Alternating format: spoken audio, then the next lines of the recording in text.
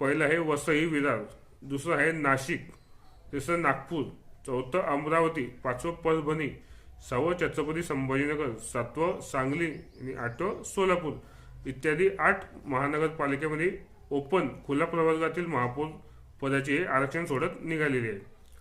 आता दुसरं ओपन खुला महिला वर्ग. कोणते कोणते महानगरपालिका ते आपण जाणून घेऊया.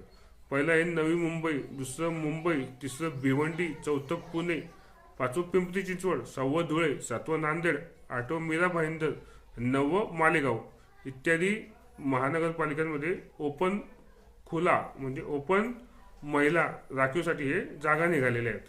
आता तिसरी कॅटेगरी आहे ओबीसी. ओबीसी कॅटेगरीसाठी कोणत्या महानगरपालिका आहेत ते आता आपण जाणून घेऊयात. पहिले आहे पनवेल, दुसरे आहे उल्हासनगर, तिसरे आहे इचलकरंजी आणि चौथा आहे कोल्हापूर.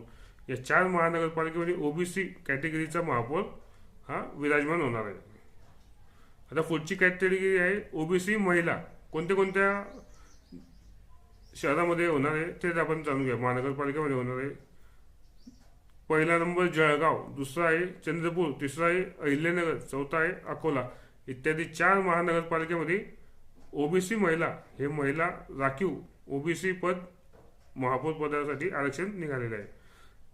एससी अनुसूचित जातीसाठी एकच महानगरपालिकेसाठी आरक्षण निघाले आहे ते आहे ठाणे.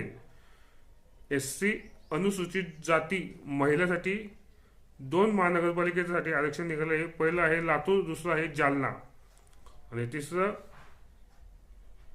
एसटी अनुसूचित जमाती मध्ये एकच महानगरपालिका निघाली आहे कल्याण डोंबिवली.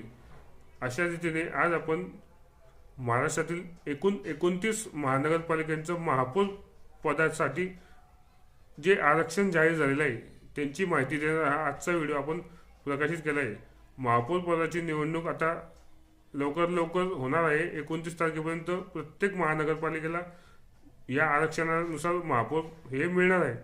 आपल्या चॅनलला जर तुम्ही नवीन आला असाल तर चॅनल लाईक करा, सबस्क्राईब करा आणि व्हिडिओ आवडला तर जास्तीत जास्त लोकांपर्यंत शेअर करा. आजच्या व्हिडिओचा मुख्य विषय हा होता की नुकत्याच महाराष्ट्रातील झालेल्या 29 महानगरपालिकेतील निवडणुकांमध्ये आता नेमकं कोणत्या समाजाचा महापौर बसेल हे आता आरक्षण निघालेलं आहे.